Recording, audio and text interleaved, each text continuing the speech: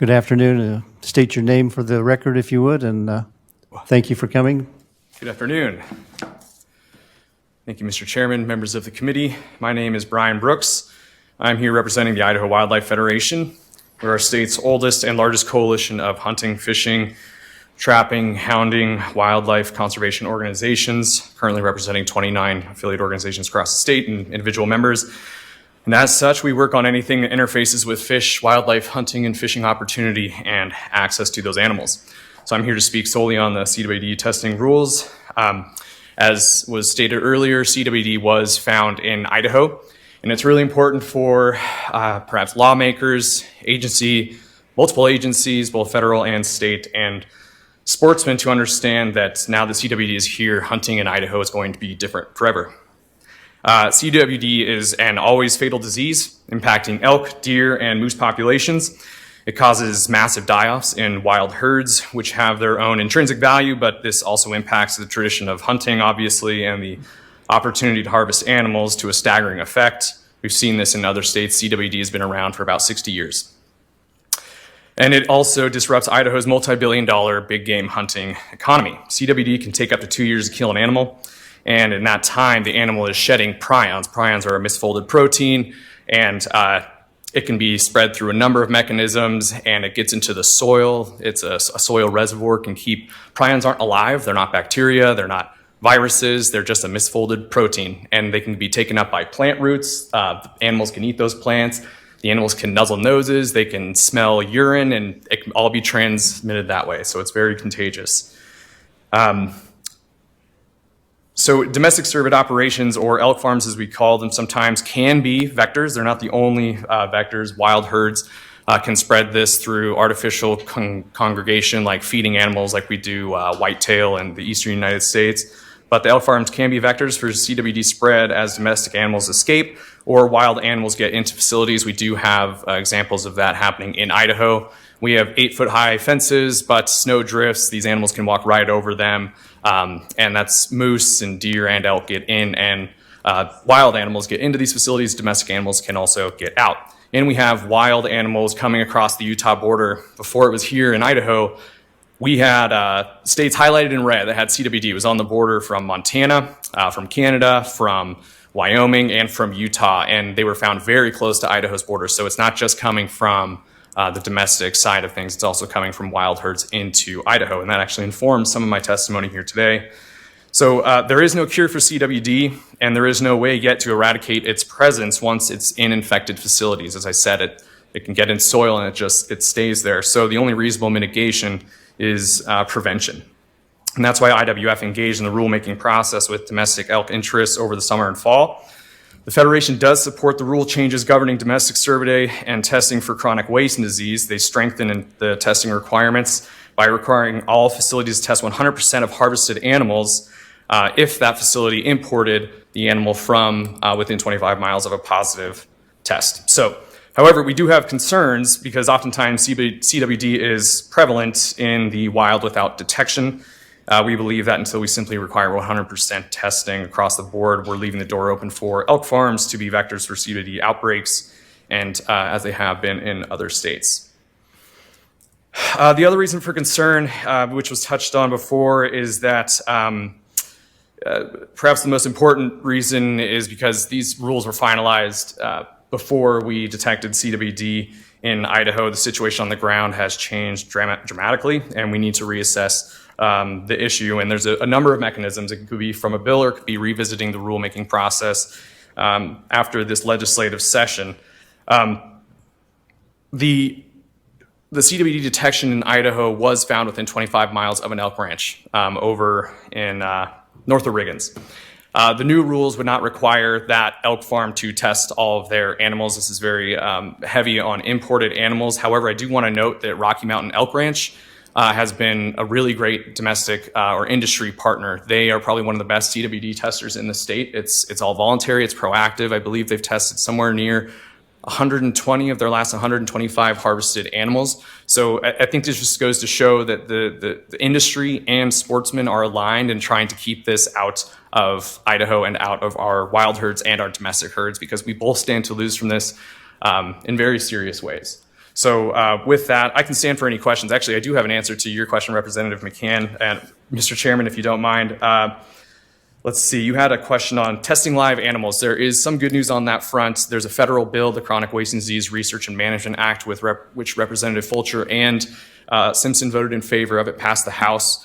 It's going to the Senate Ag Committee. It will allocate $35 million to research to look for ways that we can test animals without killing them. And it'll go into some other lab studies as well. There's a lot of research we need to do on CWD. Another $35 million, so it's $70 million total. It lasts for about 5 years, $70 million per year for 5 years. The other $35 million goes to states to implement mitigation efforts. And that went to Representative Kirby's question, I believe, about what's being done now. I don't speak for the agency, the Fish and Game Agency, but all states that had CWD on their border do have a CWD response and management plan. So there's a set of protocols. They're going down the list now. And one of the things that they could do, they had this emergency hunt to gather data to figure out how prevalent it is, which direction it might be going, and then that can inform management practices as we go forward. But as the best management practice that's really been developed over the last 60 years is to stop the spread. And the only way we can do that is to kill more animals sometimes. And that's why hunters are very concerned about the spread of CWD. So with that, I can stand for any questions. Any questions for Mr. Brooks? Mr. Chairman? Yes, go I ahead. have a question, and maybe this isn't for Mr. Brooks, maybe this is for Dr. Lamsley, but I'm trying to think through the actual implementation of the rule that's being proposed, which I support, just to be clear, but this idea that we're going to test 100% of these cervids if they're killed or die and they came from a supplier that is located within 25 miles of a confirmed case. In the scale of free markets, why would I purchase any cervids from a producer that's anywhere near a confirmed CWD case? Thus rendering the rule kind of irrelevant if no one's going to buy that. I'm not trying to be flippant, Mr. Chair. I'm trying to figure out how this will work in real life. Yeah, Mr. Chairman, Representative Mathias. Go ahead, Mr. Brooks. What's that? Go ahead. Oh, thank you very much. Apologies. That's a great question. It could be answered by, one way to answer that is if you want to import a 350-inch class or bigger bull elk, the sale of that hunt can go for over $15,000. They can go for next to $20,000 depending on where you're at and what kind of lodging and how fancy the food is they serve. So there is a strong market incentive to import. I imagine if you are one of those people, you're doing your research because that bull elk could infect the rest of your herd, which would be detrimental. So I think because of that, a lot of producers are very careful already. But other states have different laws. Some states, it runs the gambit. There's very little testing. Some states require 100% testing of all harvested animals. Montana has outright banned elk farming altogether. And so I think there's a lot of research that goes into it. As we know, food producers, it's their livelihood. They're not necessarily negligent, but they can do their research. But if someone's not totally upfront with them, it's still leaving the door open. And I will say too, there is I don't know what to call it here, but it's maybe a loophole. You can get a testing requirement waiver if you can't find an animal that's been dead, or if you find an animal after too long and it's decomposed to a certain state, you can't test it practically. And so there are some troubles with having 100% testing.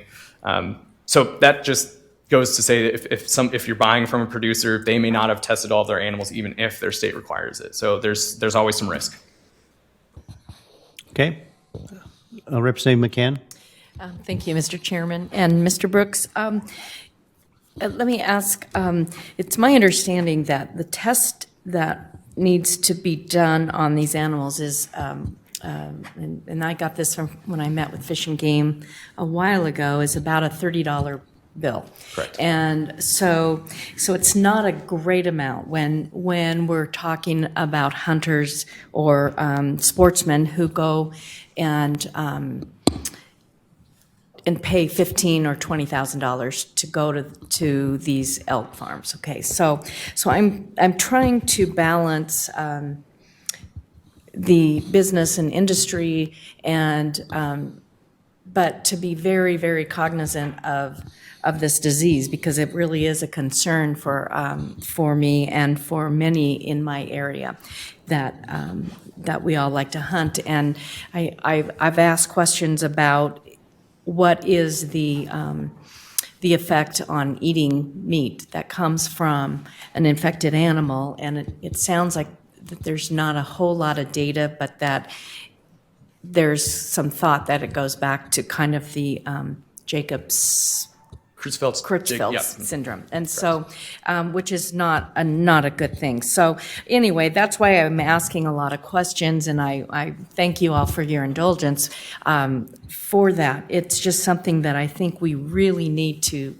think about, because we're got a very small amount that have been found, but that tells me that there's a lot more probably out there. So 100% might be a stretch, but in your opinion, are you thinking we should have, and did the folks that you represent believe it would be positive to have more testing done in the state?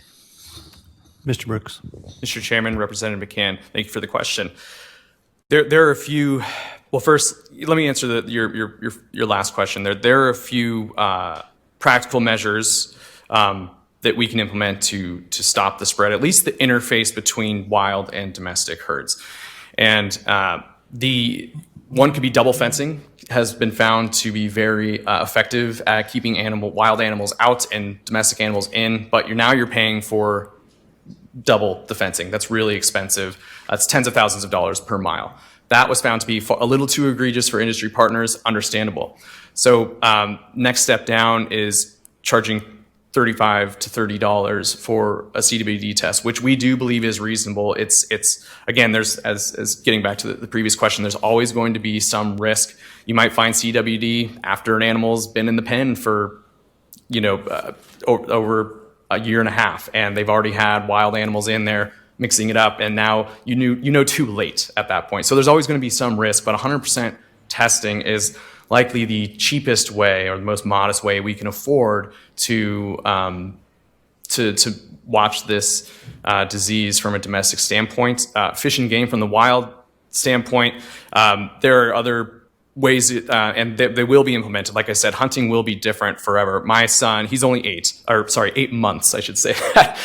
He will grow up in an Idaho hunting that's very different than the Idaho I grew up hunting.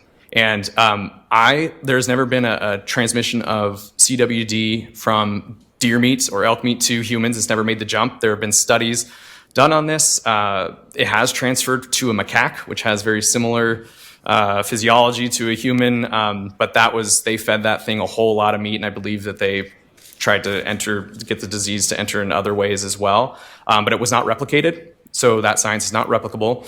But when my kiddo gets old enough to eat meat, I certainly question whether or not I want to give it to him. Like, it's fine for me, I'll take the risk. Millions of people have eaten Cwd meat in the East, hasn't jumped yet, but if it happens to my own kid and I just say, sorry, kiddo, it wasn't worth throwing away 30 pounds of meat.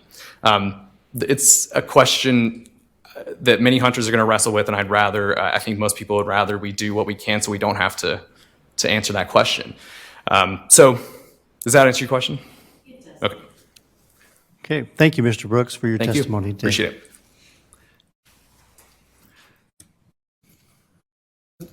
Mr. Chairman, I wanted to give a clarification and some add-on to Representative Mathias' question. So to answer your question, sir, you're ultimately asking what is the market? Why would a stakeholder want to do that? It was through no uncertain terms that the stakeholders specifically wanted the option to be able to import from within a high-risk area should they choose. Now, it's a business decision ultimately to do that, right? Are you going to expose your livestock or your facility to high-risk imports or not? Rather than banning imports from 25, 50, 100 miles, whatever it would be, from a wild positive animal, they were very adamant that they want the option, and this was a preferable option than to close off those markets from them. Representative Mathias? Thank you, Mr. Chairman, and Dr. Livesay, I'm glad you came back to clear that up. And I think my point, and this is my last comment on this, whatever we do, it's probably gonna, a silver bullet isn't gonna fix this. We need some silver buckshot, and everybody's gonna have to come up with, the very specific, sometimes small things we can do. And if the agency's proposal is we're gonna test 100% of these cervids, that sounds like in most instances, they're unlikely to come from this specific place. We're not gonna be testing that many. So there still sounds like there's a lot of things we can do, and I'm just trying to begin wrapping my head around what are all the things that each of the stakeholders can do to do their part. Just a reminder